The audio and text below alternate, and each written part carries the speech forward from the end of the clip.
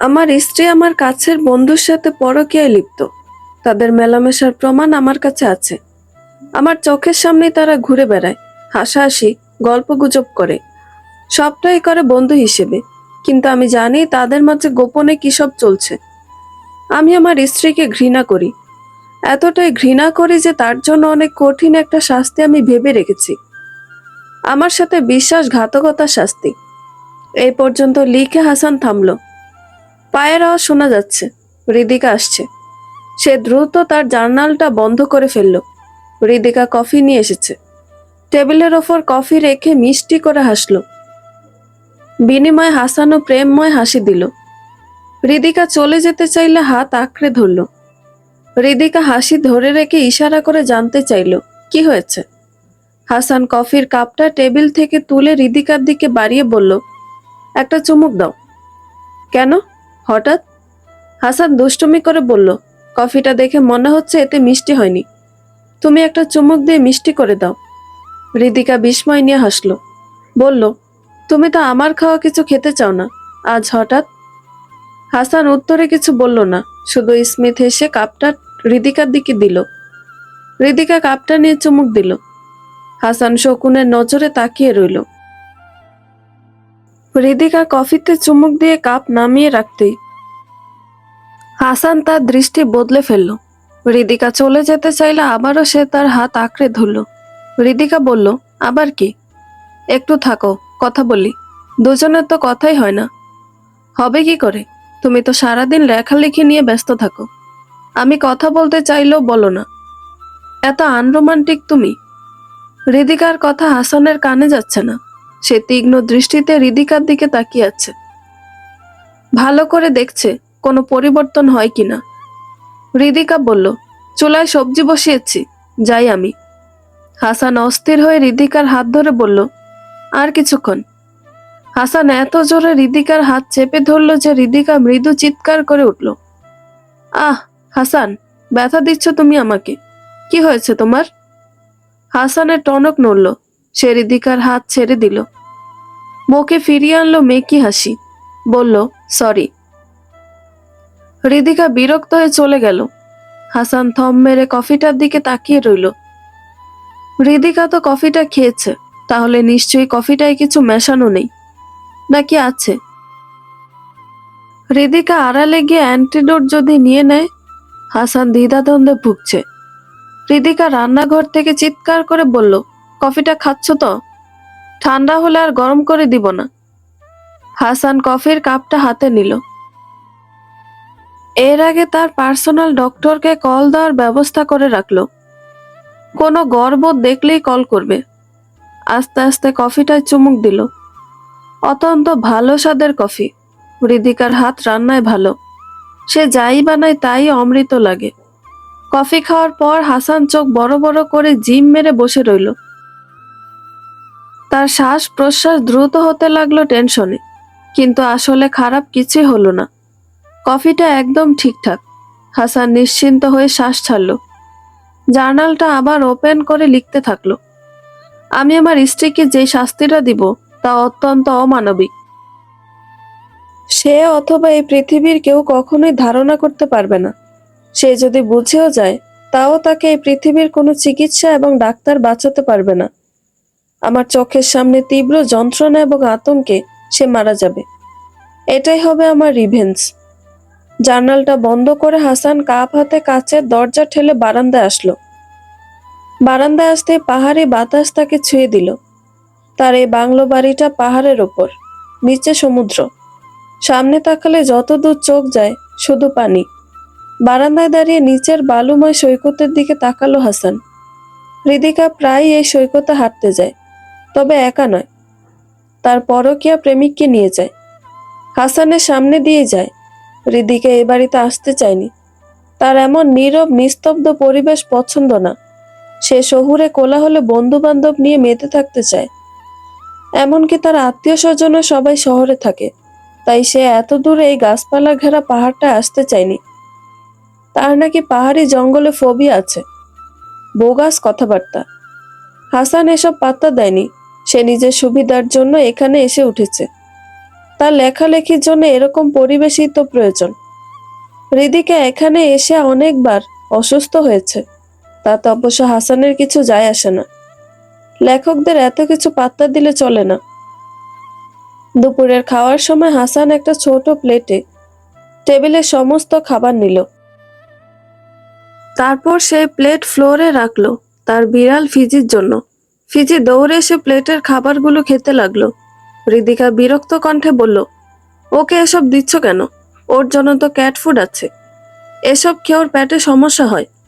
হাসান কিছু বলল না, সে ফিজির খাওয়ার দিকে এক দৃষ্টিতে তাকিয়ে রইল। হৃদিকা বলল, তোমার কি ধারণা আমি খাবারে বিষ দিয়েছি? গত 2 মাস যাবৎ কি সব শুরু করেছো তুমি? লোক সমাগম থেকে দূরে থাকতে থাকতে সাইকো হয়ে গেছো, সাথে আমাকেও সাইকো বানিয়ে দিচ্ছ। ফিজি খাচ্ছে, ওর কিছু হয়নি। বিড়ালরা অনেক কিছু বুঝতে পারে, খাবারে কিছু থাকলে নিশ্চয়ই ফিজি তা খেতে চাইতো না। হাসান ফিজির থেকে চোখ সরিয়ে হৃদিকার দিকে তাকালো। রাগে মুখে চামচ নাড়িয়ে খাচ্ছে। হাসান নিজেও মুখে খাবার তুলল। হ্যাঁ, 2 মাস আগেই সে হৃদিকার পরকীয়ার ব্যাপারে জানতে পেরেছে। তার কাছের বন্ধু শিহাবের সাথে তার সম্পর্ক গড়ে উঠেছে। তারা দুজন খুব সময় কাটায় একসাথে, গল্প করে, হাসে। হাসানের সামনেই করে, এমন ভাবে করে যেন মনে হয় তারা খুব ভালো বন্ধু, কিন্তু ভিতরে অন্য কিছু। একদিন হাসান বাইরে থেকে এসে দেখলো শিহাব হৃদিকার পা কোলে নিয়ে মালিশ করে দিচ্ছে। হৃদিকার চুল এলোমেলো, গায়ের কাপড়ও কিছুটা এলোমেলো। হাসানকে দেখে বলল, সিঁড়ি থেকে গড়িয়ে পড়ে গিয়ে হৃদিকার পা মচকে গেছে। হাসান জানে এটা মিথ্যে কথা, ওরা অন্য কিছু করছিল। হাসান হঠাৎ চলে আসায় তাড়াহুড়ো করে একথা বলেছে। ওরা ভেবেছে হাসান বোকা, আসলে তা না। হাসান এখন ঘরে ক্যামেরা লাগিয়েছে, কিন্তু ওরা ঘরের ভেতর তেমন কিছুই করে না। একসাথে বসে কফি খায়, গল্পগুজব করে। চোখের সামনে কিছু না করলেও হাসান তাদের গোপন সম্পর্কের কথা বোঝে। হাসান বোকা না। শেষ বিকেলে শিহাব আসলো। হাসানের সাথে লনে পাতা চেয়ারে বসে কফি খেতে খেতে আড্ডা দিচ্ছে। হৃদিকাও 1 কাপ কফি নিয়ে এসে বসলো ওদের সাথে। সমুদ্রের গর্জন ভেসে আসছে নিচ থেকে, আশপাশের গাছপালা থেকে পাখিদের কিচিরমিচির শব্দ। সুন্দর পরিবেশ। শিহাব চারদিকে তাকিয়ে মুগ্ধ চোখে তাকিয়ে বলল, ওয়াও, বিউটিফুল ওয়েদার। চল হাসান, বিচ থেকে হেঁটে আসি।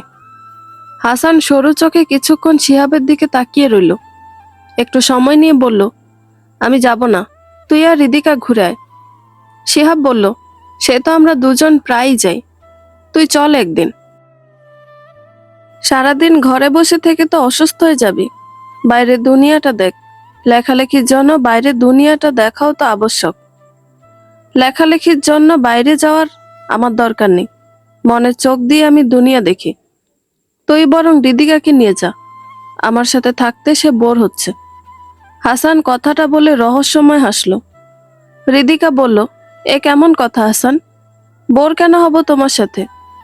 আমি চাই তুমি আমাকে নিয়ে মাঝে মাঝে একটু বের হও, আমরা দুজন একটু কোয়ালিটি টাইম কাটাই, কিছু মেমোরিজ ক্রিয়েট করি। স্ত্রী হিসেবে এসবকে আমি চাইতে পারি না?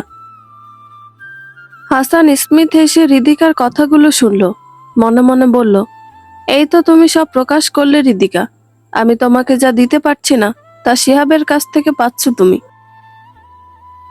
তার সাথে কোয়ালিটি টাইম কাটাচ্ছ, মেমোরিজ ক্রিয়েট করছো, এই তো বলে ফেললে সব।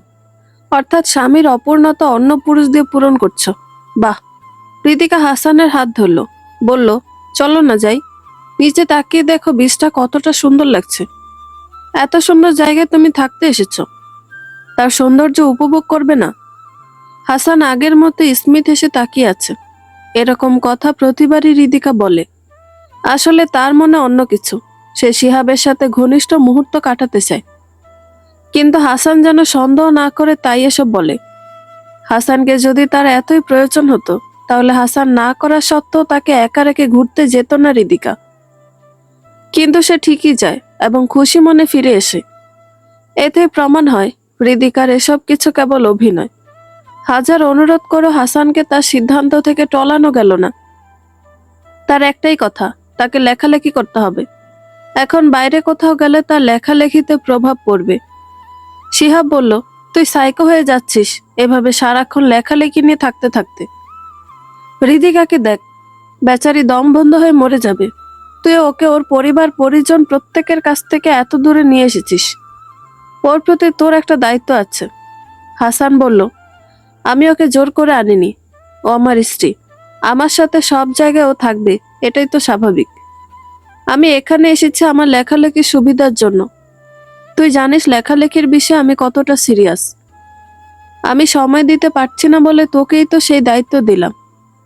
শিহাব হতাশ হয়ে মাথা নেড়ে বলল, লেখকরা আসলে পাগল গোছের হয়, তা তোকে দেখে হাতে নাতে প্রমাণ পেলাম। তুই বোধহয় একমাত্র স্বামী যে নিজের স্ত্রীকে খুশি রাখার দায়িত্ব দিচ্ছিস বন্ধুর উপর। হাসান হালকা শব্দ করে হাসলো শিহাবের কথায়। শিহাব উঠে দাঁড়ালো, হাসানও উঠল। হাসানের কাঁধে চাপড় মেরে কৌতুক করে শিহাব বলল, শালা, তোর বউয়ের পিছনে এত খাটাখাটনি করছি, পরের মাস থেকে পেমেন্ট চাই আমার, বুঝলি? হাসান হেসে মাথা নাড়ালো। শিহাব হৃদিকাকে ইশারা আসতে বলে ড্রাইভওয়েতে দাঁড়ানো গাড়িটার দিকে হাঁটা দিল। হৃদিকা যেতে যেতে ব্যথাতুর চোখে হাসানের দিকে তাকালো। তার চোখে শূন্যতা এবং অপূর্ণতা। হাসান হাত উঁচিয়ে বিদায় দিল ওদেরকে। সপ্তাহের নির্দিষ্ট দিনে শিহাব হৃদিকাকে নিয়ে বাইরে ঘুরিয়ে আনে। হৃদিকা এই বাংলোতে থাকতে পারে না। হাসান সারাদিন লেখালেখি নিয়ে থাকে। দিনের বেলা তো মন খুলে কথা হয়ই না। অনেক সময় রাতেও পর্যন্ত হাসান হৃদিকাকে সময় দিতে পারে না। হৃদিকা বেডরুমে হাসানের অপেক্ষা করতে করতে ঘুমিয়ে যায়। আর এদিকে হাসান তার নতুন উপন্যাসটা লিখতে লিখতে ক্লান্ত হয়ে স্টাডি রুমের ডিভানে শুয়ে ঘুমায়। এভাবে হৃদিকা অসুখে পড়ে। একা একা থেকে মানসিক আর শারীরিক অবনতি ঘটে তার। তখন পাহাড়ের নিচে শহরে বাস করা হাসানের কাছের বন্ধু শিহাব হৃদিকার জন্য ডাক্তার এনে চিকিৎসা করায়। ডাক্তারের পরামর্শে হৃদিকাকে নিয়ে বাইরে যায় হাওয়া বদলের জন্য। হাসানের এসবে আরো বিরক্ত লাগে। তার একটাই কথা, হৃদিকা কেন মানিয়ে নিতে পারছে না। ওদের গাড়িটা আস্তে আস্তে পাহাড়ি রাস্তা ধরে নিচে নেমে গাছপালার আড়ালে হারিয়ে গেল। হাসানের মুখের হাসিও মিলিয়ে গেল সেই সাথে। সে ঘরে ফিরল। বাইনোকুলারটা নিয়ে তার স্টাডি রুমে জানালার কাছে গিয়ে দাঁড়ালো। পর্দাটা অল্প ফাঁক করে বাইনোকুলার দিয়ে বিচের দিকে তাকালো। এত দূর থেকে তাকে কেউ দেখবে এটা সম্ভব না। এরপরেও সে জানালায় পর্দা টেনে রেখেছে।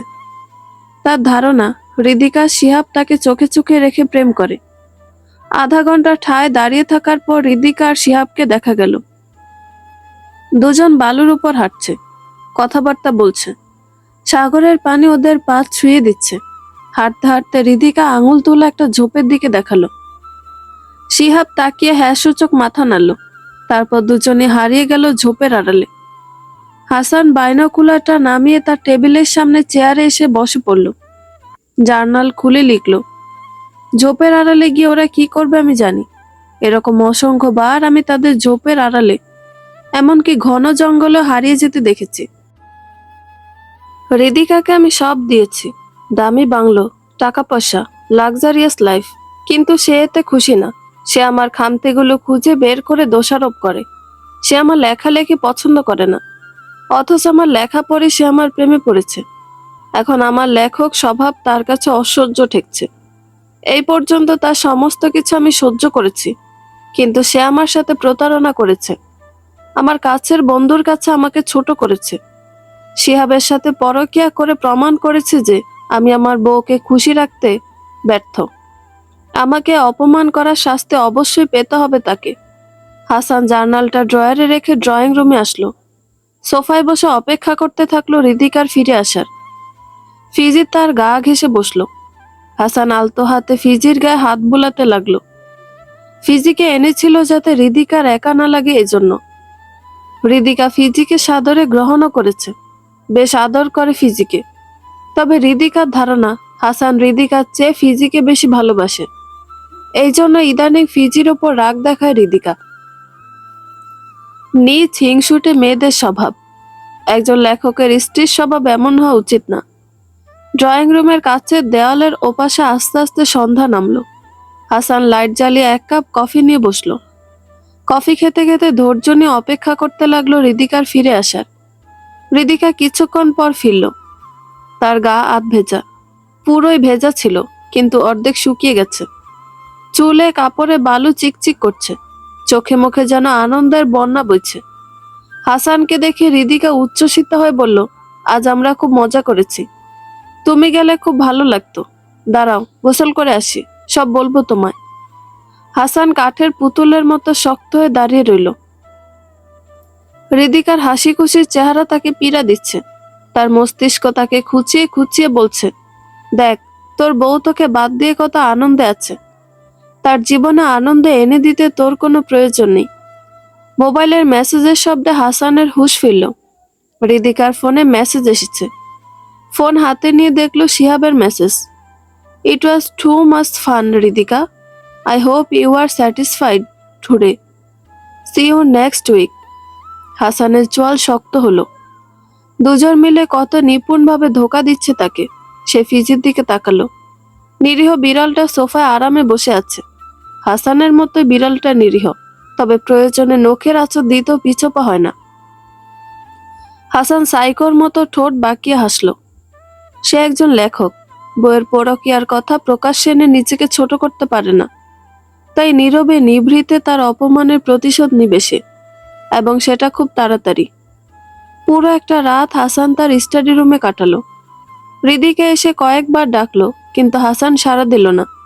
এরপর হৃদিকা বিরক্ত হয়ে চলে গেল। এর আগেও হাসান এইভাবে স্টাডি রুমে রাত কাটিয়েছে, তাই হৃদিকার এসব গা সওয়া হয়ে গেছে। হাসান তার ডেস্কে বসে থম মেরে বসে রইল।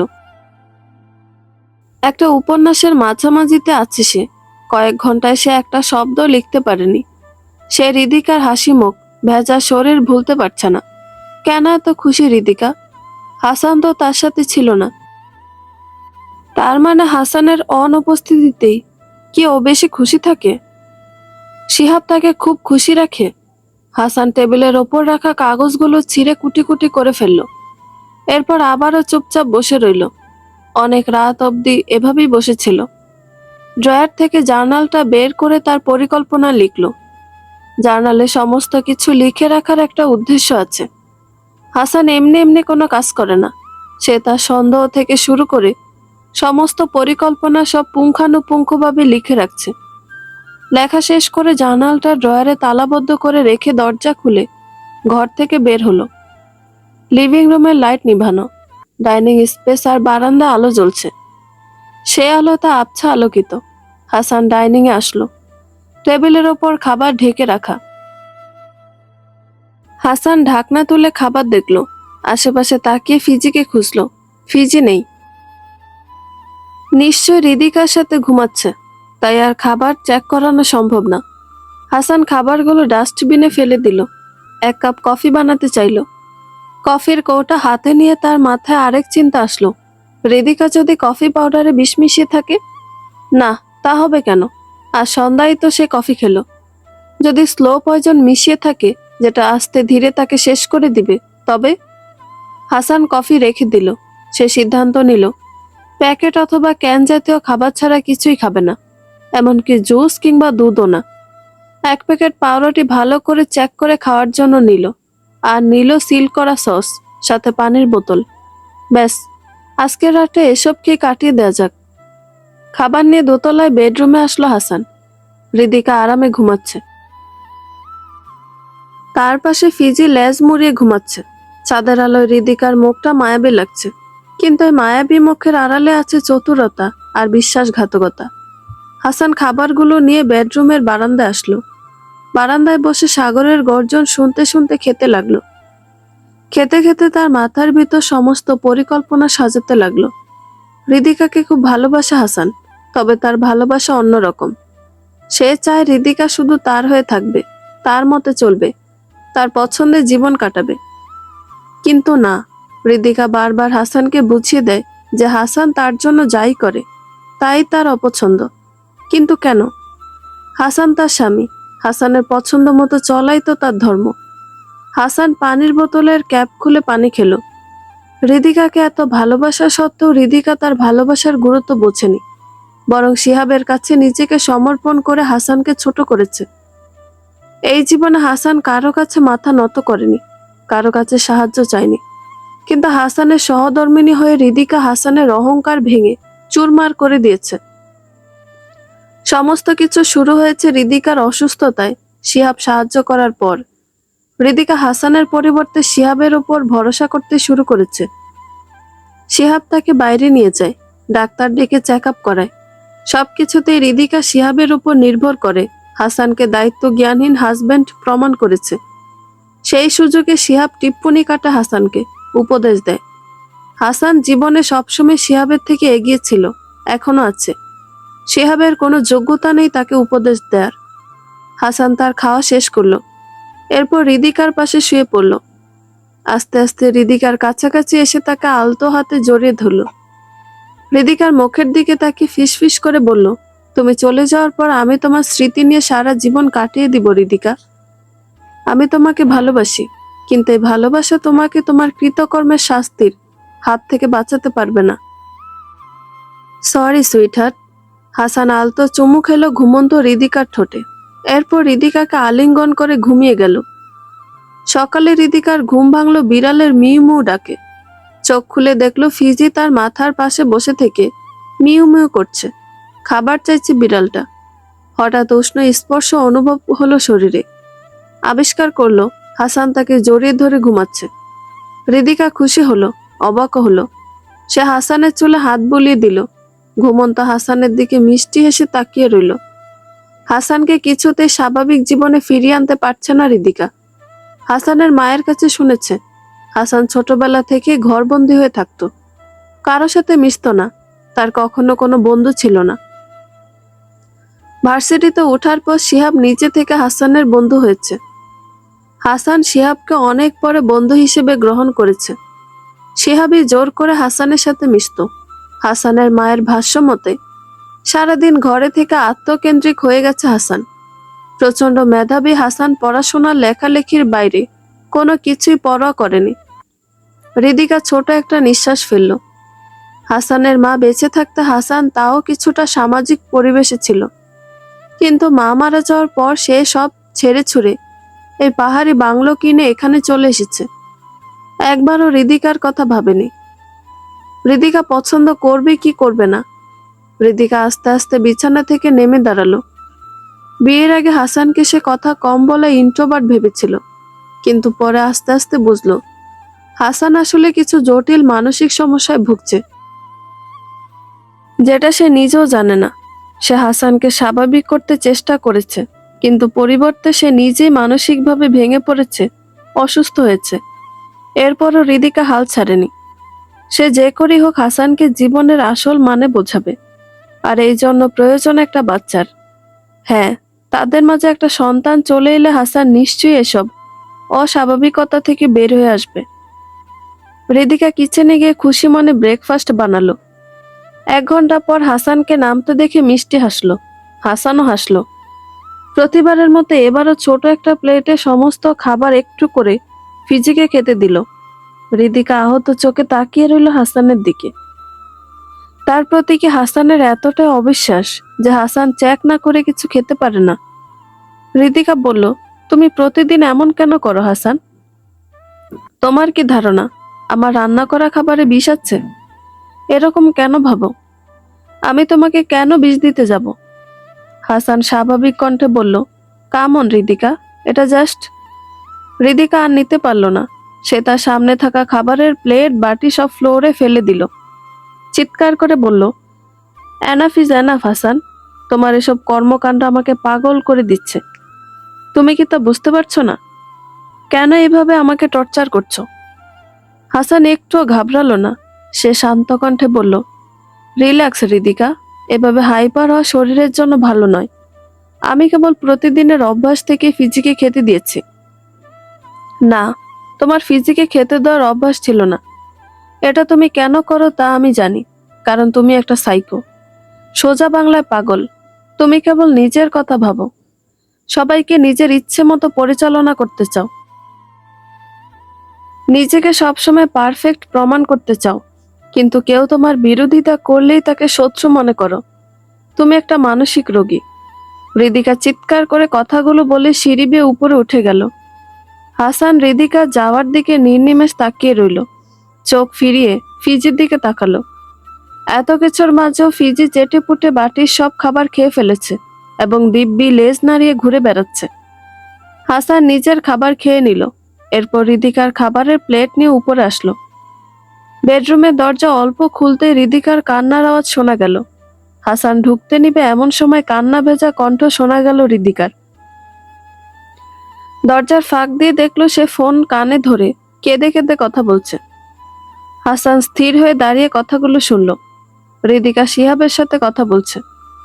সব কথা ভালোভাবে বোঝা না গেল সে বুঝতে পারল হৃদিকা শিহাবের কাছে হাসানের নামে অভিযোগ করছে। হাসানের চোয়াল শক্ত হয়ে গেল। আবারও শিহাবের কাছে হাসানের নামে বিচার দিচ্ছে। শিহাবকে হাসানের বিচার করার কি ভেবে হাসান হঠাৎ ঠোঁট বাঁকিয়ে অল্প হাসলো। হৃদিকার ফোনালাপে যেন সমস্যা না হয় তাই সে খাবারের প্লেট হাতে আস্তে করে নিচে নেমে আসলো। স্টাডি রুমে এসে জার্নাল খুলে লিখলো, হৃদিকা সামান্য কারণে সিন ক্রিয়েট করেছে। কারণটা কি আসলেই সামান্য? আমি খাবার ফিজিকে আগে দিয়ে খেলে হৃদিকার কেন সমস্যা হবে? তবে কি হৃদিকা সত্যিই খাবারে বিষ মেশাতে চায়? আমি ফিজিকে দিয়ে খাই বলে মিশাতে পারে না। হৃদিকা কান্নাকাটি করে শিহাবকে কল করেছে। কষ্টের সময় মানুষ তার প্রিয় মানুষকে কল দেয়, অর্থাৎ হৃদিকার প্রিয় মানুষ শিহাব। আমি আজ হৃদিকার জন্য অনেক বড় একটা সারপ্রাইজ রেখেছি। হৃদিকার অনেক খুশি হবে সারপ্রাইজ পেয়ে। ওর সব কষ্ট ভুলিয়ে দেব আজ। ওকে সুখের সাগরে ভাসিয়ে দেব। শেষবারের মতো হৃদিকাকে প্রাণ ভরে ভালোবাসবো, ওর কাছে যাব। আজ রাতের পর ওকে ছুঁয়ে দেখা আমার আর হবে না। আজ রাতে আমি ওর হাসি মুখটা শেষবারের মতো দেখব। এরপর হয়তো ওর কষ্ট দেখতে হবে। ওর কষ্ট দেখতে আমার খুবই খারাপ লাগবে, কিন্তু করার কিছু নেই। শি ডিজার্ভস ইট। হাসান জানালাটা বন্ধ করলো। তার ডেস্কের একটা গোপন ড্রয়ার খুলল। ড্রয়ারের ভিতর একটা কালো বাক্স। বাক্সটা খুলল। বাক্সের ভেতর একটা কাচের টিউব, সেখানে সাদা একটা তরল পদার্থ। হাসান আহত চোখে তরলটার দিকে তাকিয়ে রইল। এই তরলটা কত কষ্ট দিয়েই না তার হৃদিকার প্রাণ হরণ করবে, তা চিন্তা করে তার হৃদয়ে রক্তক্ষরণ হচ্ছে। আস্তে আস্তে সন্ধ্যা হলো। সারাদিন হৃদিকা হাসানের সাথে দেখা করেনি, অভিমান করেছে। হাসানও যায়নি মান ভাঙাতে। দুপুরের দিকে হৃদিকা নেমে এসে খাওয়া দাওয়া করেছিল। এমনি এমনি খায়নি, শিহাব তাকে খেতে জোর করেছিল তাই খেয়েছে। খাওয়ার মাঝখানে শিহাব কল করেছিল, জানতে চেয়েছিল হৃদিকা খেয়েছে কিনা। সেই কথোপকথন থেকে হাসান জানতে পেরেছে এসব। হৃদিকা হাসানের জন্য লাঞ্চ রেডি করে রেখেছিল। সেই লাঞ্চ হাসান অবশ্য খেয়েছে। ফিজিকে দিয়ে চেক করিয়ে খেয়েছে। সন্ধ্যা হতেই কিছু লোক আসলো। হাসান তাদেরকে চুপি চুপি ছাদে পাঠিয়ে দিল। এরপর একটা প্যাকেট হাতে বেডরুমে ঢুকলো। এমন সময় হৃদিকা বই পড়ে। হাসানকে দেখে অভিমানী মুখে অন্যদিকে ঘুরে বসলো। হাসান হৃদিকাকে পেছন থেকে জড়িয়ে ধরল, বলল, রাগ করে আছো সুইটহার্ট? হৃদিকার ফোলা ঠোঁট আরো ফুলে গেল। হাসানের কাছ থেকে প্রেমময় আচরণ পেয়ে চোখে কিছুটা পানি জমল।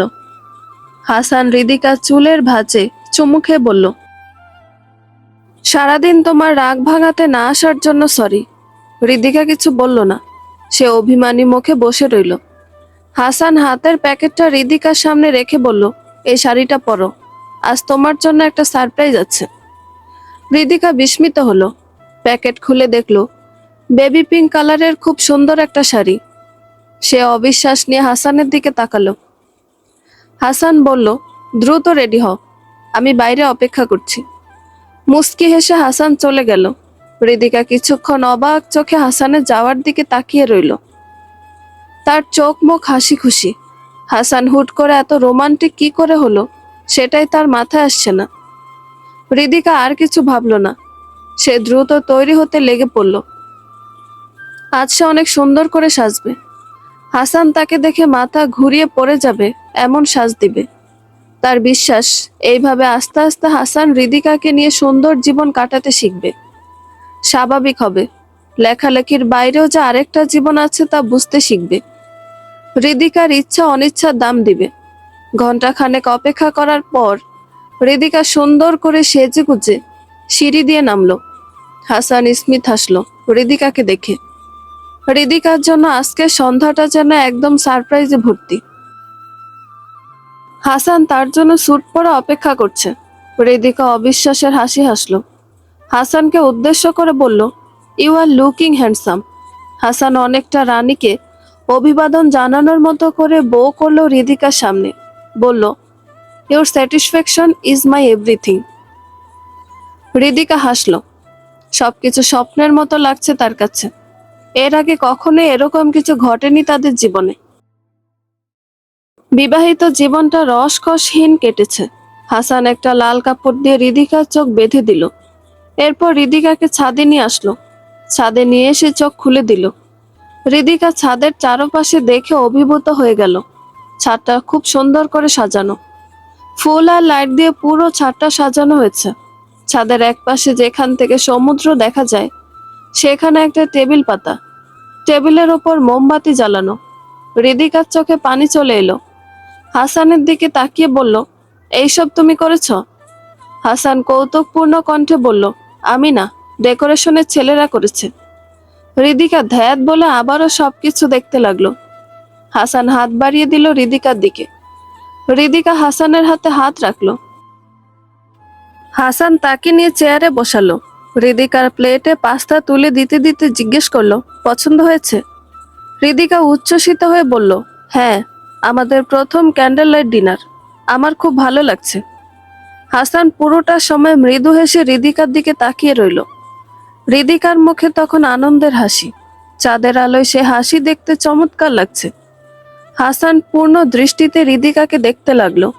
মস্তিষ্কের নিয়রণে যতটা পারে হৃদিকার প্রতিটা অভিব্যক্তি বন্দি করে নিল। আজ শেষবারের মতো হৃদিকাকে ভালোবাসার চোখে দেখছে। এরপর কেবল প্রতিশোধের আগুন নিয়ে তাকাবে হৃদিকার দিকে। ডিনারের পর হাসান হৃদিকাকে নিয়ে সমুদ্রের গর্জন শুনল। আস্তে আস্তে হৃদিকার সাথে রোমান্টিক মুহূর্ত তৈরি করলো। হৃদিকা তখন আবেগে ভাসছে।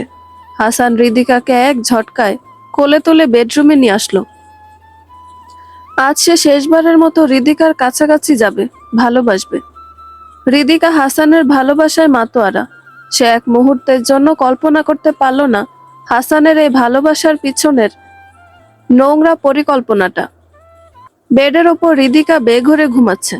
হাসান চেয়ারে বসে এক দৃষ্টিতে দেখছে তাকে।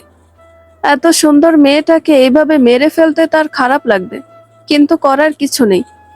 হাসান তার জার্নালটা খুলল। লিখল, আজ হৃদিকাকে এক স্বপ্নময় রাত উপহার দিয়েছি আমি। এটাই আমার কাছ থেকে পাওয়া তার শেষ উপহার। এত সুন্দর একটা রাত পেয়েও সে শিহাব মানে তার প্রেমিককে ভুলতে পারেনি। আমাকে পাশে রেখে সে মেসেজে কথা বলেছে। ভেবেছে আমি ঘুমিয়ে গেছি, কিন্তু ঘুমাইনি। শিহাবের পাঠানো লাভ ইমোজিগুলো আমার চোখে স্পষ্ট ধরা দিয়েছে। একবার মনে হয়েছিল তাকে ক্ষমা করে দিই, কিন্তু এই দৃশ্য দেখে মনে হলো আমি যা করছি ঠিকই করছি। কাল সকালে আমার পরিকল্পনার প্রথম অধ্যায় শুরু হবে। এরপর আস্তে আস্তে চোখের সামনে হৃদিকার করুণ পরিণতি দেখব। একজন বিশ্বাসঘাতক স্ত্রীর জন্য এটাই সঠিক। হাসান জার্নালটা বন্ধ করে বারান্দায় এলো। সে সিগারেট খায় না, কিন্তু এই পরিস্থিতিতে তার হঠাৎ একটা সিগারেট খেতে ইচ্ছে হলো। তার ধারণা যে কোনো পুরুষই এই পরিস্থিতিতে একটা সিগারেট ধরাতো, কিন্তু হাসানের পক্ষে ইচ্ছে থাকলেও তা সম্ভব না, কারণ এই বাড়িতে কোনো সিগারেট নেই। তখন হাসানের মনে পড়ল এই বাড়িতে সিগারেট আছে, আর সেটা হৃদিকার পার্সে। হাসান আলমারি থেকে হৃদিকার পার্সটা বের করলো।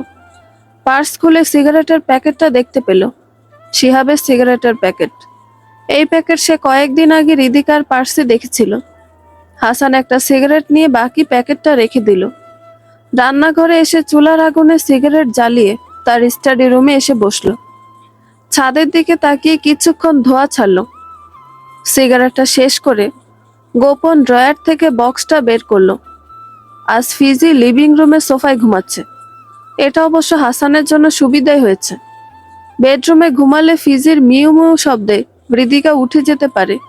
এতে করে হাসানের প্ল্যানটা একদমই সফল হতো না। হাসান কাচের টিউবের উপরের অংশটা ভাঙল। এরপর টিউবের ভিতরে থাকা তরলটা সিরিঞ্জে ভরে স্টাডি রুম থেকে বেরিয়ে গেল। গত 7 দিন যাবৎ হাসানের আচরণে ব্যাপক পরিবর্তন ঘটেছে। ওই রাতের পর হাসান হৃদিকার থেকে দূরে দূরে থাকছে। হৃদিকা ওই রাতের পর ভেবেছিল এইবার বুঝি হাসান স্বাভাবিক হবে, কিন্তু হাসানের আবারও এই অবস্থায় ফিরে যাওয়া সে মানতে পারেনি। সে হতাশ হয়ে অনেক চিল্লাচিল্লি করেছে। হাসান তার বন্ধ স্টাডি রুমে থেকে ধৈর্য ধরে সেসব শুনেছে। এই 7 দিন সে হৃদিকার বানানো কোনো খাবার খায়নি, বাইরে থেকে খাবার অর্ডার করে কিনে এনে খেয়েছে। ডেলিভারি ম্যান তার স্টাডি রুমের জানালা দিয়ে তাকে খাবার দিয়ে গেছে।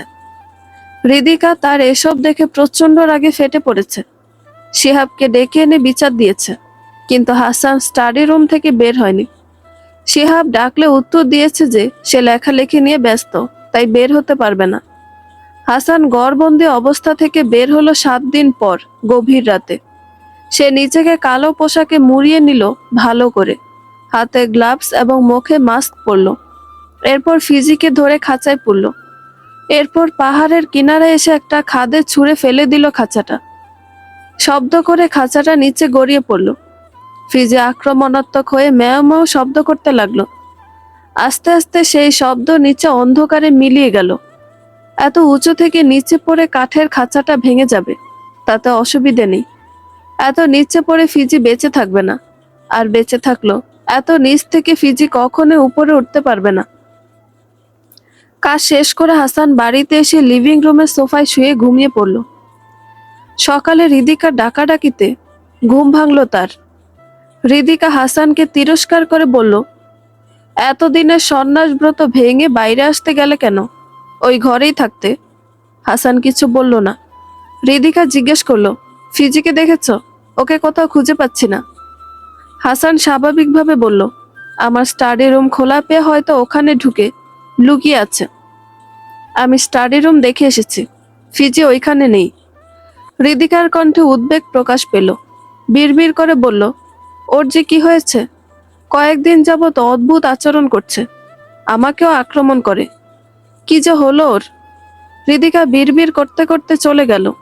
হাসান ঠোঁটের কোণে মৃদু হাসি ফুটিয়ে রেখে নীরবে বসে রইল। পুরো একদিন চলে গেল, কিন্তু ফিজি ফিরে আসলো না।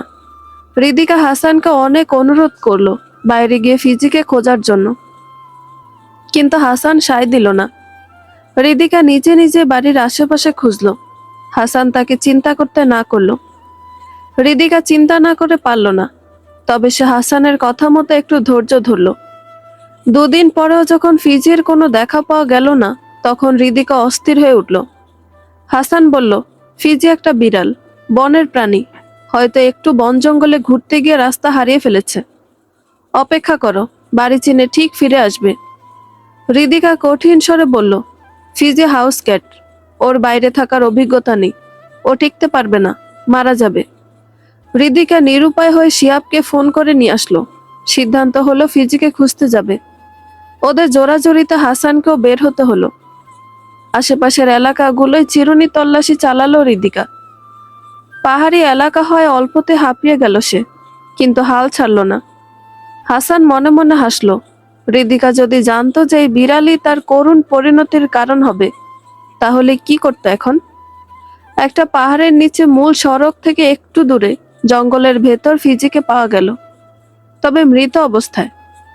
হৃদিকা ফিজির মৃতদেহ দেখে হাউমাউ করে কেঁদে উঠল। শিহাব হাসানকে উদ্দেশ্য করে বলল, হাসান, হৃদিকাকে সামলা।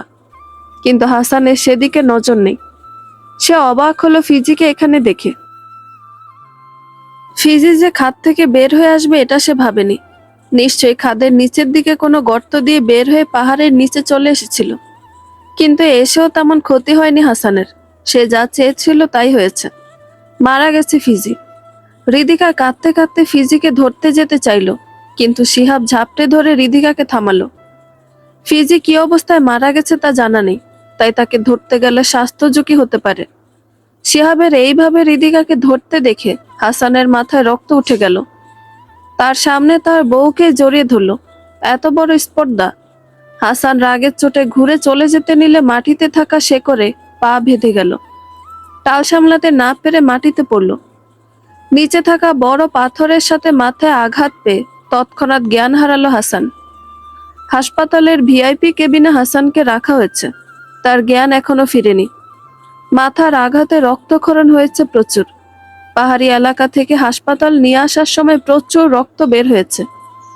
আপাতত সে বিপদমুক্ত। হাসানের জ্ঞান ফিরল ঘন্টাখানেক পর।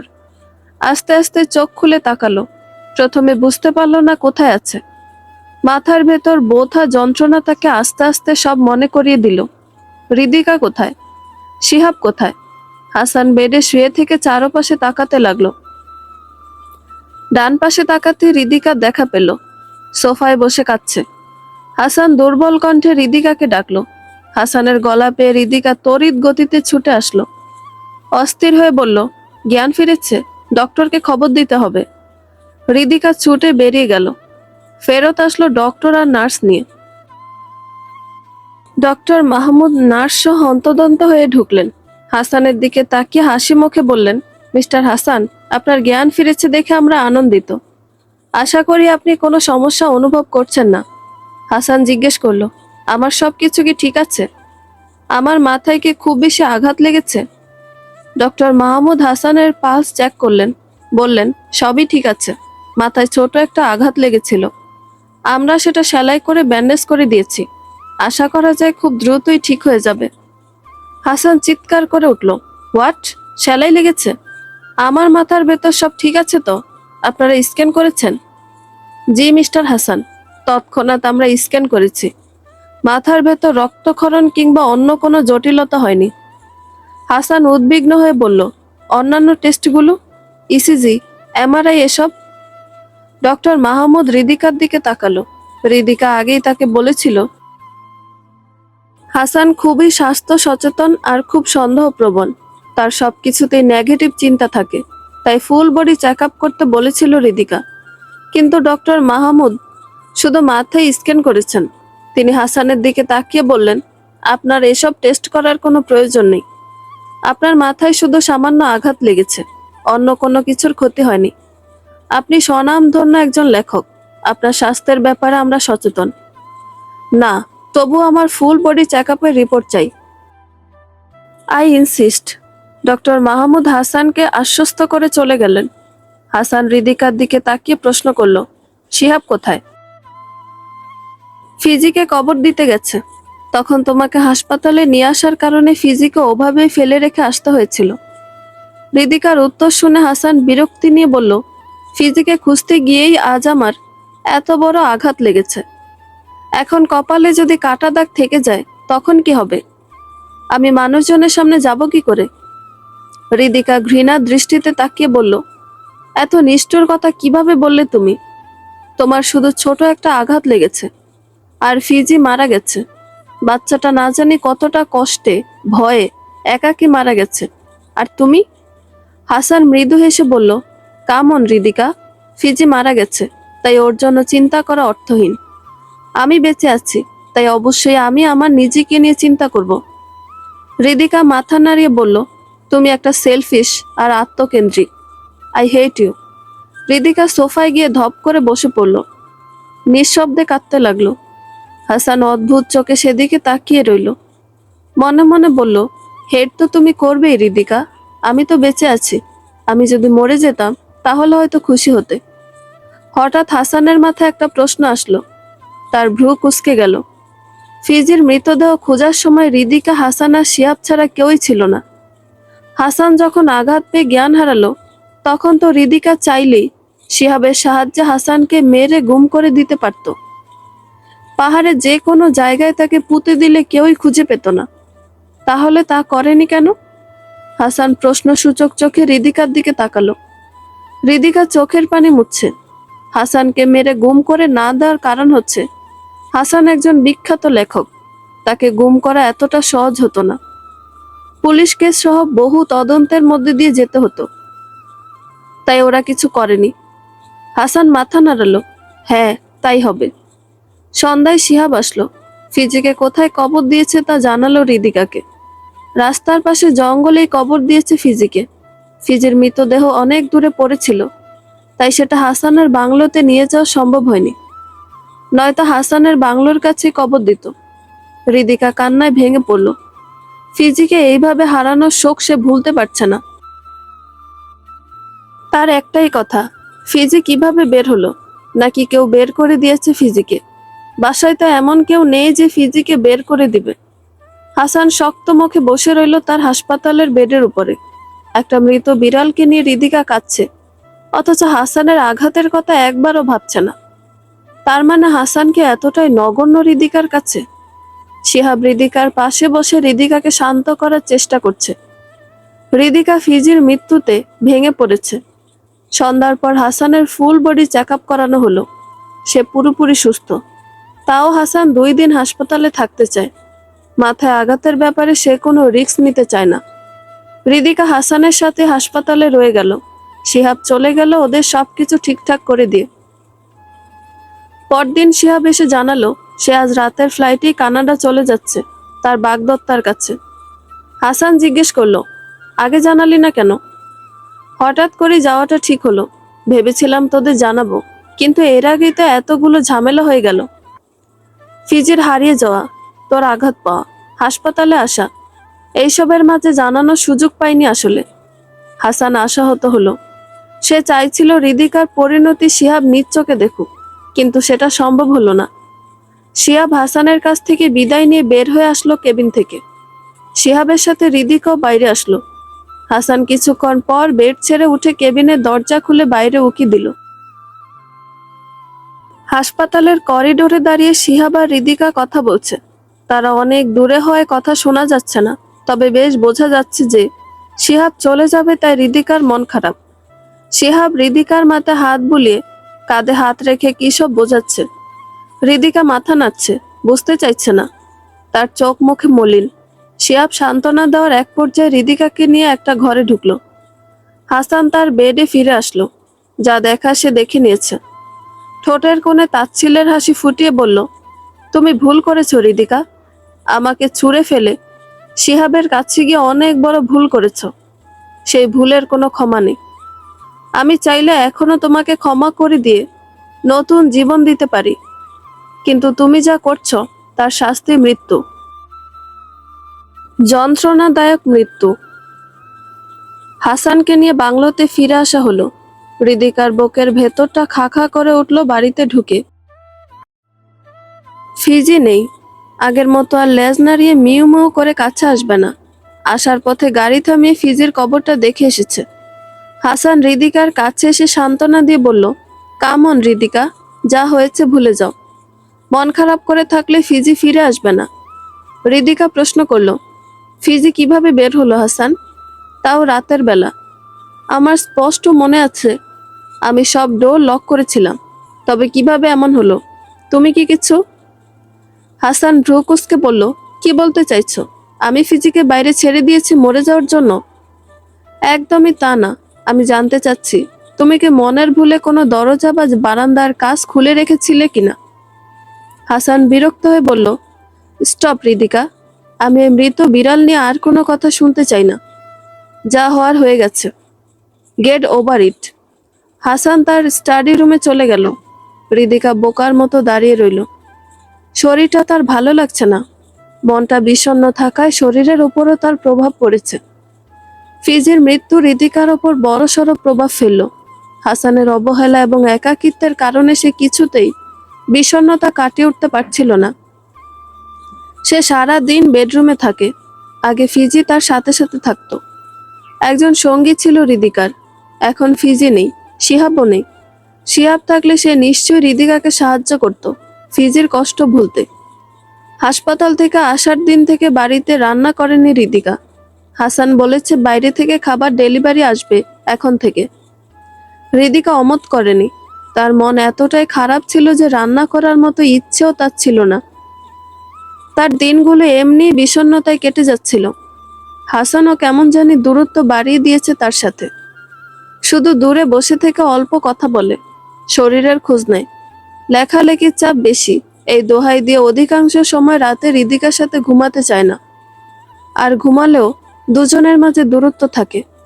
হৃদিকা একা একা ঘুমালে ফিজিকে মিস করে, হতাশা আচ্ছন্ন হয়ে যায়। তাই হাসানকে অনেক অনুরোধ করার পর হাসান তার সাথে ঘুমাতে আসে, কিন্তু কাছাকাছি আসে না। হৃদিকা তাতেই খুশি। শুধুমাত্র পাশে একজন মানুষের উপস্থিতি প্রয়োজন ছিল তার।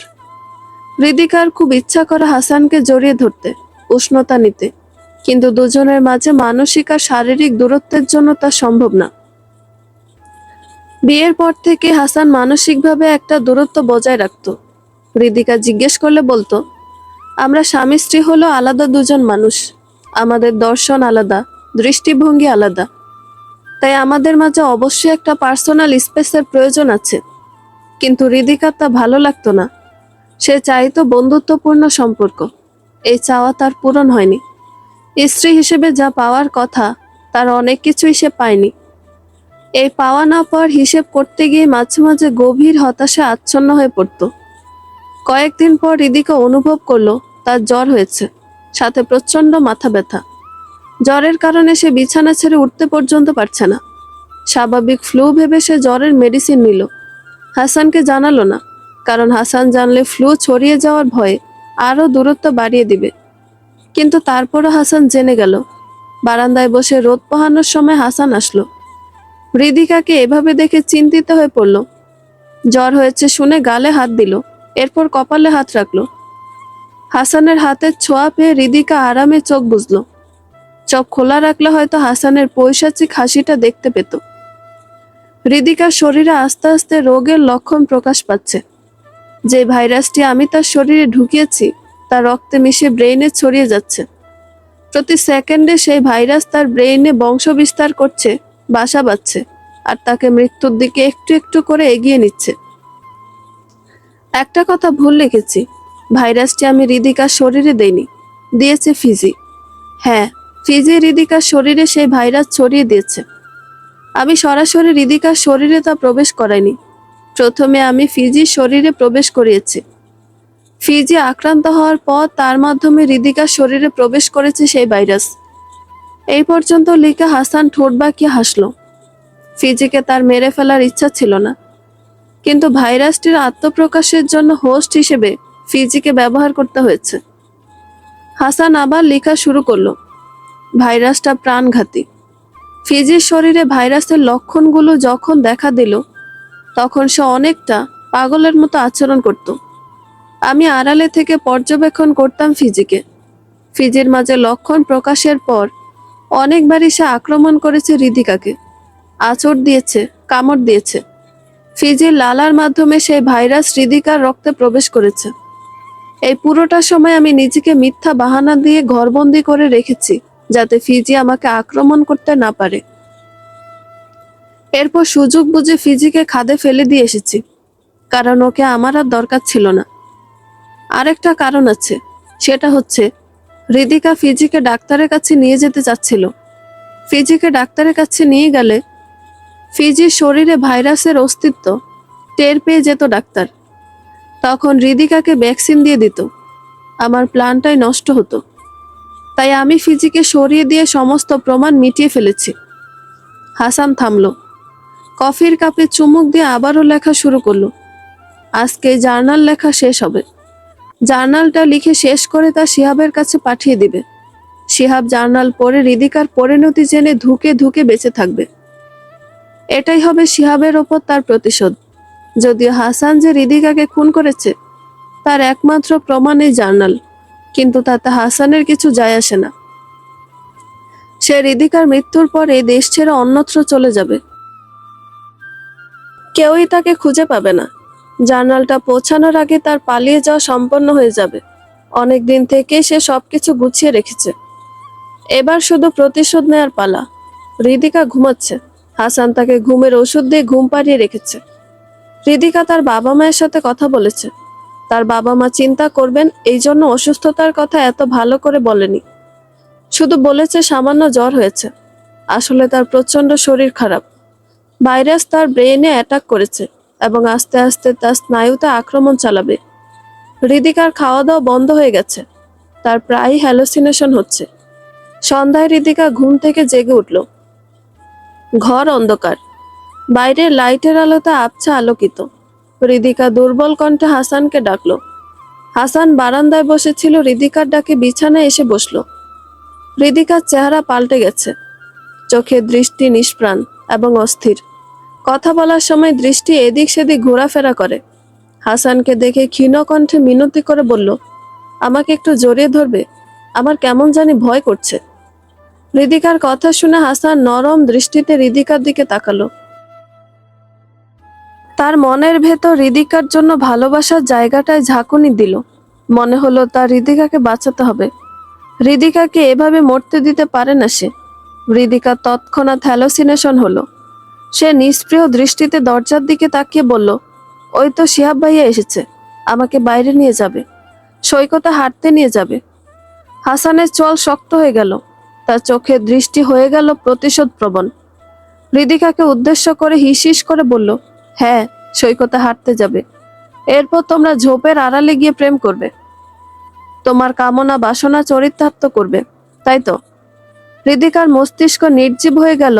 হাসানের এই কথায় তা সজাগ হলো। হাসানের দিকে তাকিয়ে বলল, এটা কি বললে তুমি? হাসান কিরমিরিয়ে বলল, যা বলেছি ঠিক বলেছি। কি ভেবেছ তোমরা আমি কিছু জানি না? সবই জানি আমি। হৃদিকা বিছানায় উঠে বসলো। তার চেহারা একটা করুণ ভাব ফুটে উঠল। আস্তে আস্তে বিছানা থেকে নেমে দাঁড়ালো। বলল, তুমি ভুল জানো, তুমি ভুল বুঝেছ। শিহাব ভাইয়ের সাথে আমাকে জড়িয়ে যে বিশ্রী চিন্তা তুমি করলে, তার পুরোটাই ভুল। হৃদিকা থামলো। তার কথা বলতে কষ্ট হচ্ছে, পা টলছে, শুয়ে পড়তে মন চাইছে। হাসান বলল, কোনো কিছু ভুল না, আমি সব নিজের চোখে দেখেছি কিভাবে তোমরা আমাকে রেখে সমুদ্র সৈকতে ঘুরতে গিয়ে প্রেম লীলায় মগ্ন হয়েছিলে। ভেজা শরীরে তোমাকে দেখে আমার হৃদয় চৌচির হয়ে গিয়েছিল।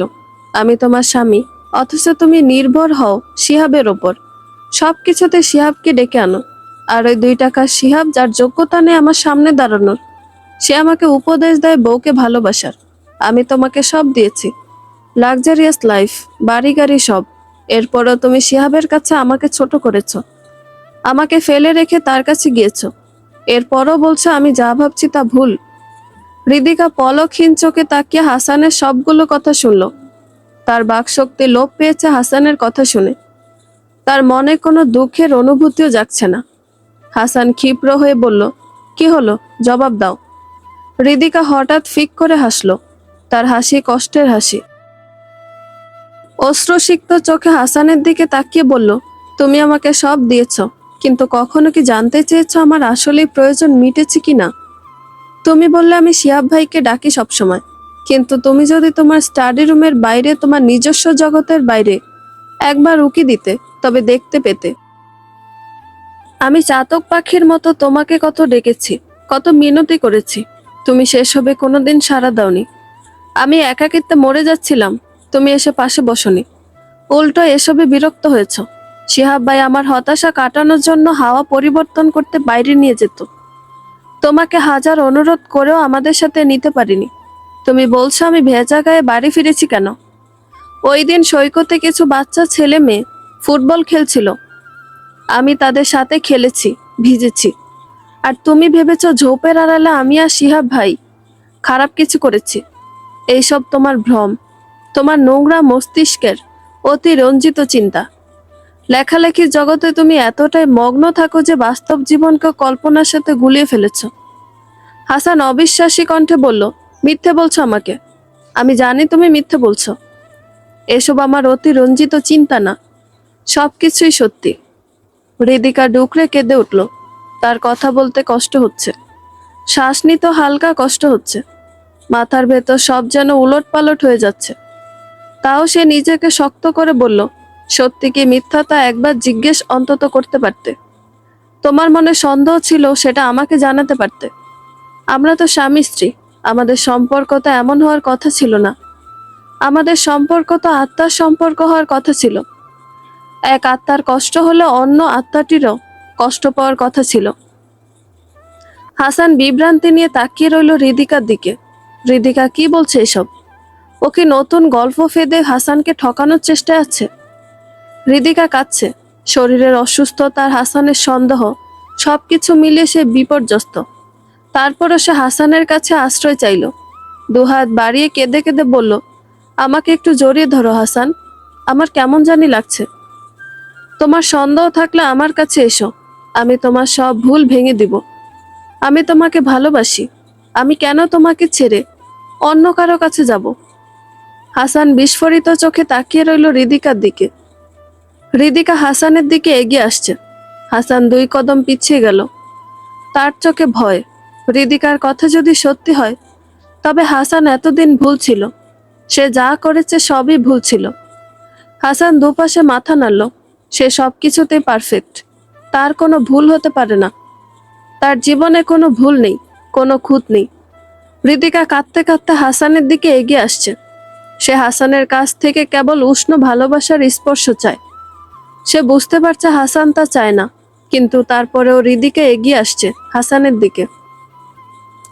জীবন মরণের সন্ধিক্ষণে এসে কেবল হাসানের কাছে সে আশ্রয় চায়, কিন্তু হাসানের কাছে পৌঁছানোর আগেই তার শরীরের সমস্ত শক্তি শেষ হয়ে গেল। চোখ উল্টে লুটিয়ে পড়ল ফ্লোরে। হাসান দৌড়ে আসলো হৃদিকার কাছে।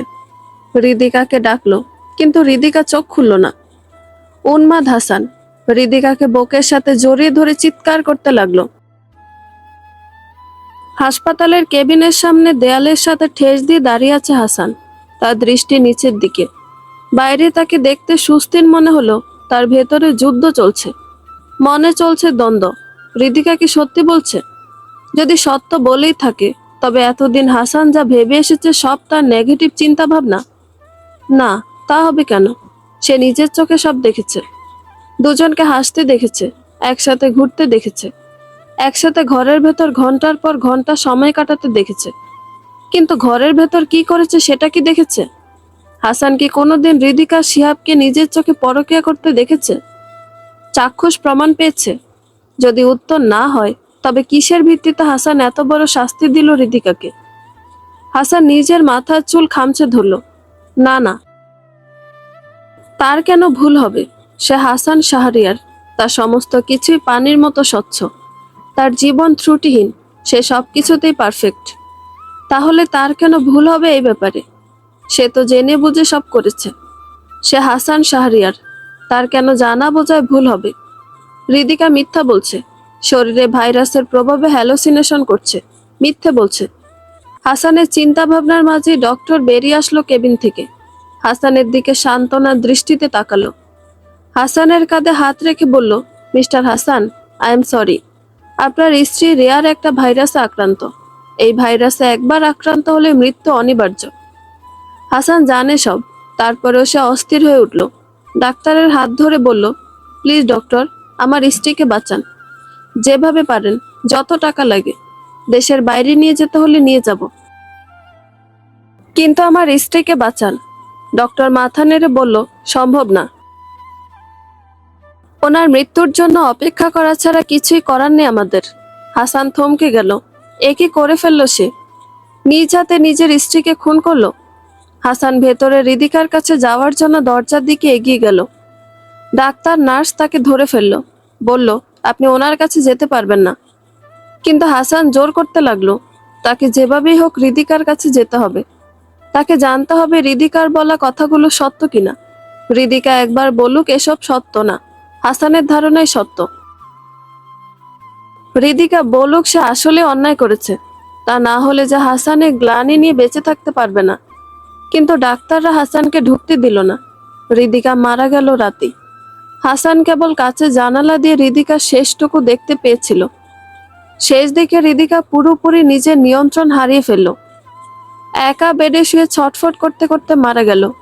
হাসান অনেক চেষ্টা করেও ভেতরে ঢুকতে পারেনি।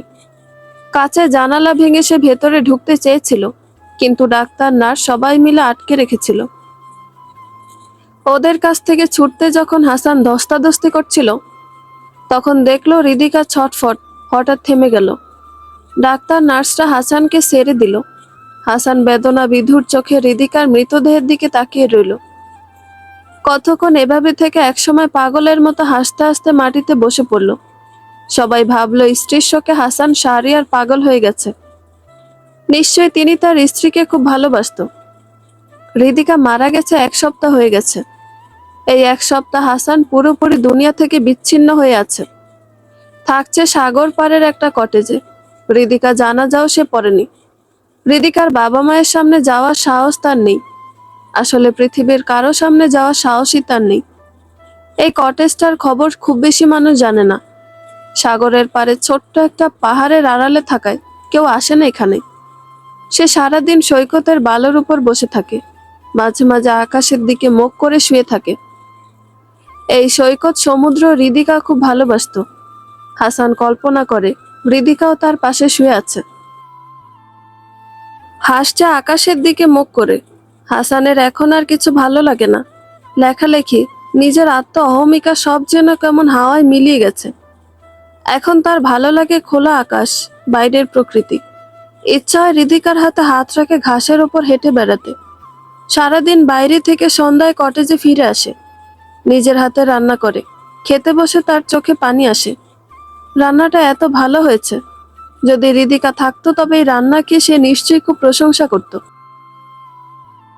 হাসান আরেক প্লেট খাবার হৃদিকার জন্য সার্ভ করে। পাশের চেয়ারটা হৃদিকার জন্য খালি রাখে। রাতে ঘুমানোর সময় হৃদিকার জন্য জায়গা ফাঁকা রেখে ঘুমায়। একদিন সকালে উঠে হাসান প্রচন্ড জ্বর অনুভব করলো, সেই সাথে মাথা ব্যথা। সাগরের লবণাক্ত ঠান্ডা বাতাসে তার শরীর অসুস্থ হয়ে গেছে। হাসান জ্বরের জন্য ট্যাবলেট খেলো, মাথায় পানি ঢাললো। তারপরেও জ্বর তেমন কমলো না। পরদিন বিকালে যখন কটেজের বারান্দায় কাঁথা মুড়ি দিয়ে বসে আছে, তখন তার মুঠোফোনটা বেজে উঠল। এখানে আসার সময় ফোনটা সাথে করে নিয়ে এসেছে। এই সিমের নাম্বারটা অনেক পুরনো, কাছের কয়েকজন ছাড়া কেউই জানে না। হাসান ফোন হাতে নিয়ে দেখলো ডক্টর মাহমুদ কল করেছে। হাসানের ভ্রু কুঁচকে গেল। নিশ্চয় হৃদিকার মৃত্যুর সংবাদ পেয়ে হয়তো কল করেছে। হাসান কল ধরবে না করেও শেষমেশ কল ধরল। ফোন কানে রাখতেই ডক্টর মাহমুদের অস্থির কণ্ঠ ভেসে আসলো।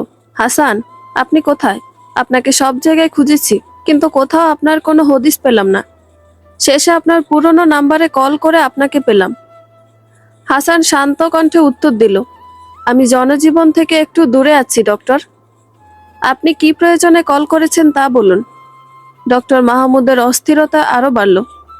তিনি জোর দিয়ে বললেন, মিস্টার হাসান, আপনি দ্রুত হাসপাতালে আসেন। আপনার সাথে আমার কথা আছে। আমি একটা কনফারেন্সে দেশের বাইরে ছিলাম, তাই আপনার স্ত্রীর মৃত্যুর বিষয় জানতাম না। আজ আমি দেশে এসে সব জানলাম। আপনাকে আমি কিছু জানাতে চাই। হৃদিকার ব্যাপার আসা হাসান সোজা হয়ে বসল। জিজ্ঞেস করলো, কি জানাতে চান? ডক্টর মাহমুদ ঢোক গিলে বলল, আপনাকে চেক আপ করতে হবে। আপনার স্ত্রী মারা যাওয়ার পর ডাক্তাররা আপনাকে চেক আপ করতে চেয়েছিল, কিন্তু তার আগে আপনি নিখোঁজ হয়ে গিয়েছেন। আমার ধারণা আপনার স্ত্রী যে ভাইরাসে আক্রান্ত হয়েছিল, আপনিও সেই একই ভাইরাসে আক্রান্ত হয়েছেন। হাসান বিস্মিত হয়ে প্রশ্ন করল, তা কিভাবে সম্ভব? ওর আক্রান্ত হওয়ার পর থেকে আমাদের মাঝে অনেক দূরত্ব ছিল। ও কখনই আমার সংস্পর্শে আসেনি। এসেছে মিস্টার হাসান। আপনার স্ত্রী আপনাকে রক্ত দিয়েছিল। আপনি যেদিন মাথায় আঘাত পেয়ে হাসপাতালে আসেন, সেদিন রক্তের প্রয়োজন হয়েছিল। তখন আপনার স্ত্রীর সাথে ব্লাড ম্যাচ করায় তার থেকে রক্ত নিই। হাসান স্তব্ধ হয়ে গেল এই কথা শুনে। ডক্টর মাহমুদ আরো বললেন, আপনার স্ত্রী আমাকে এই কথা আপনার কাছে বলতে নিষেধ করেছিলেন। বলেছিলেন আপনি খুব খুঁতখুঁতে। স্বামী স্ত্রীর রক্তের গ্রুপ এক জানলে আপনি বাচ্চা নিতে চাইবেন না। আর আপনার স্ত্রী আমার রেগুলার পেশেন্ট হওয়ার কারণে এবং আপনার অবস্থা ক্রিটিক্যাল থাকার কারণে আমি কোনো রূপ ব্লাড টেস্ট ছাড়াই ওনার রক্ত আপনার শরীরে দিয়ে দিয়েছিলাম। আপনি প্লিজ আমার সাথে দেখা করুন। যত তাড়াতাড়ি চিকিৎসা শুরু হবে ততই মঙ্গল। হাসান সব শুনল। তার ঠোঁটের কোনো একটা তাচ্ছিল্যের হাসি ফুটল। সে ডক্টরকে বলল, আর চিকিৎসার প্রয়োজন নেই ডক্টর। আমার দেহে ভাইরাসটা অলরেডি আত্মপ্রকাশ করে ফেলেছে। আমার মৃত্যু নিশ্চিত। ডক্টর মাহমুদ আর্তনাদ করে উঠলেন। তিনি হাসানকে অনুরোধ করলেন তার অবস্থান বলার জন্য। হাসান গাঢ় কণ্ঠে বলল, আমি আপনাকে লোকেশন মেসেজে পাঠিয়ে দিচ্ছি। আপনি আমার লাশটা নিয়ে যাবেন এসে। সবকিছুর জন্য আপনাকে ধন্যবাদ ডক্টর। Good bye. হাসান কলটা কেটে দিল। তার চোখে বিন্দু বিন্দু পানি জমছে। সে আকাশের দিকে তাকিয়ে বলল, শুনেছ হৃদিকা, যে অবর্ণনীয় কষ্ট আমি তোমাকে দিয়েছি সেই কষ্টই আমি পেতে চলেছি। তোমার প্রতি যে অন্যায় আমি করেছি, তুমি নিজের অজান্তেই সে অন্যায়ের রিভেঞ্জ নিয়ে ফেলেছ আমার উপর। ভাগ্য কতই না অদ্ভুত। হাসান তার সিম কার্ড অফ করে মোবাইলটা ছুঁড়ে ফেলে দিল। আজকে এই কটেজ ত্যাগ করে সে পাহাড়ের ওপর তার বাংলোতে ফিরে যাবে। ওরা সব জায়গায় খুঁজলেও তার বাংলোতে দ্বিতীয়বার খুঁজতে যাবে না। আর এটাই হাসানের জন্য একমাত্র সুযোগ শান্তিতে মারা যাওয়ার। যখন দেখবে তার ব্রেন তার নিয়ন্ত্রণের বাইরে চলে যাচ্ছে, তখন টাইমার সেট করে মেসেজ পাঠিয়ে দিবে ডক্টর মাহমুদকে। ব্যাস, তারা এসে হাসানের লাশ নিয়ে যাবে। এরপর শেষ বিদায় জানাবে। হাসান উঠে দাঁড়ালো। শেষবারের মতো সৈকতে একটু হেঁটে আসলো। সবচেয়ে ভালো হতো যদি নীল আকাশের নিচে সমুদ্র ভেলায় মরতে পারত, কিন্তু তা সম্ভব না। কটেজ থেকে প্রয়োজনীয় জিনিসগুলো নিয়ে মুখ ঢেকে বাইরে আসলো। আকাশের দিকে তাকিয়ে বলল, আমি আসছি হৃদিকা, তোমার কাছে। আমাকে ক্ষমা করবে তো? সব ভুলে আবারও দুহাত বাড়াবে তো আমার দিকে? কানাডার টরন্টোতে শিহাবের সময় বেশ ভালোই কাটছে। আজ সে আর তার ফিয়ন্সে লম্বা ছুটি কাটিয়ে ফিরেছে। বাড়ি ফিরেই শিহাব কাউচে গায়ে এলিয়ে দিল। তার ফিয়ন্সে জারার দিকে তাকিয়ে বলল, এতক্ষণ লং ড্রাইভ করে অনেক ক্লান্ত আমি, তাই আমি গিয়ে আগে শাওয়ার নিয়ে আসছি। যারা এতদিনে জমে থাকা মেলগুলো দেখতে দেখতে মাথা নাড়ালো। এতদিন বাড়িতে না থাকায় অনেক মেল জমা পড়েছে মেল বক্সে। বেশিরভাগ মেইলই এসেছে তার অফিস থেকে। মেলগুলো ঘাঁটতে গিয়ে একটা মেইলে তার চোখ আটকে গেল। মেইলটা বাংলাদেশ থেকে এসেছে। শিহাবের বন্ধু হাসান পাঠিয়েছে। যারা শিহাবকে উদ্দেশ্য করে গলা উঁচিয়ে বলল, তোমার বন্ধু হাসান তোমাকে কি যেন পাঠিয়েছে। শিহাব শাওয়ার নিতে নিতে বলল, হোয়াট? এই সেলফিশ নাকুচো বদমাসটা মেল পাঠিয়েছে? এটা তো অসম্ভব। দেখো কি আছে এতে। যারা প্যাকেটটা খুলে দেখলো, ভেতরে একটা জার্নাল। সে আগ্রহ দমন করতে না পেরে পড়তে লাগলো। পড়তে পড়তে যারার মাথা চক্কর দিল। এটা কি কোনো উপন্যাসের প্লট? শুনেছে হাসান নাকি লেখক। তাহলে হাসান কি কোনো উপন্যাস লিখে পাঠিয়েছে শিহাবকে? এত ভয়ঙ্কর ঘটনা তো বাস্তবে কোনো স্বামী তার স্ত্রীর সাথে করতে পারে না। শিহাবের নাম দেখে যারা চমকে উঠল। সে সবটা পড়ল, পরে স্তব্ধ হয়ে বসে রইল। এটা কি সত্যি? শিহাবের বন্ধু হাসান যা লিখলো সত্যি তা ঘটেছে?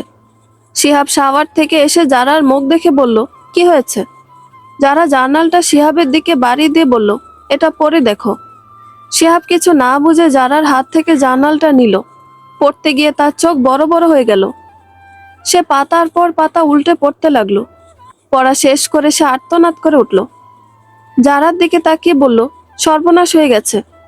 আমাকে এক্ষুনি দেশে কল করতে হবে। শিহাব পাগলের মতো হাসানের সব নাম্বারে ট্রাই করতে লাগলো, কিন্তু সব বন্ধ। সে দেশে যোগাযোগ করার জন্য পাগল হয়ে গেল। এর মধ্যে যারা ইন্টারনেট ঘেঁটে একটা নিউজ বের করে শিহাবকে দেখালো। সেখানে স্পষ্ট করে লেখা, জনপ্রিয় লেখক হাসান শাহরিয়ার মারা গেছেন। কিছুদিন আগে তার স্ত্রীও তার মতো একই ভাইরাসে আক্রান্ত হয়ে মারা গেছেন। এই দুর্লভ ভাইরাস দ্বারা কিভাবে তারা আক্রান্ত হলেন তা নিয়ে গবেষণা চলছে। শিহাব চিৎকার করে উঠল নিউজটা দেখে। মেঝেতে নিজের মাথা ঠুকে বাচ্চাদের মতো কান্না করতে লাগলো। যারা তাকে সামলানোর চেষ্টা করেও ব্যর্থ হলো। শিহাব আহাজারি করে বলল, হাসান কি করলো এটা? হৃদিকার মতো মিষ্টি মেয়েটাকেও এভাবে? ও কিভাবে না জেনে এসব করলো? আমাকে জিজ্ঞেস করতে পারতো। হৃদিকার পরিবর্তে আমাকে মেরে ফেলতো। হায় আল্লাহ। যারা সান্ত্বনা দিয়ে বলল, যা হয়ে গেছে ভুলে যাও, শান্ত হও। কিভাবে ভুলবো সব? আমি যে হৃদিকাকে ছোট বোনের মতো স্নেহ করতাম। মেয়েটা অসুস্থ থাকায় আমি তাকে সঙ্গ দিয়েছি। আর হাসান সেটাকে ভুল বুঝলো। আমার জন্য, শুধু আমার জন্য ওরা দুজন মরে গেল। ধ্বংস হয়ে গেল একটা সংসার। শিহাবের কান্না যেন বেড়েই চলল। যারা শিহাবের পাগলামি দেখে ভয় পেয়ে গেল। শিহাব হঠাৎ উঠে দাঁড়িয়ে বলল, আমাকে দেশে যেতে হবে। হাসানকে আটকাতে হবে। হৃদিকাকে বাঁচাতে হবে। আমি আসার দিন মেয়েটা আমাকে আসতে দিতে চাইনি। বলেছিল তার নাকি ভয় করছে। হাসান নাকি তার সাথে অদ্ভুত আচরণ করছে। আমি মেয়েটাকে একা ফেলে চলে এসেছি। আমাকে এক্ষুনি যেতে হবে, ওদের দুজনকে বাঁচাতে হবে। শিহাব টলতে টলতে দৌড়াতে লাগলো। দরজা খুলে বাড়ির বাইরে আসলো। সিঁড়িতে পা মচকে উল্টে পড়লো বাড়ির সামনে ঘাসের উপর। যারা দৌড়ে এসে শিহাবকে ধরল। শিহাব মাটিতে শুয়ে 4 হাত পা ছড়িয়ে আকাশের দিকে মুখ করে একরাশ দুঃখ নিয়ে কেঁদে কেঁদে বলল, হাসান, তুই না জেনে কেমন প্রতিশোধ নিলি আমার উপর? এসব জেনে আমি সারা জীবন কিভাবে বাঁচব?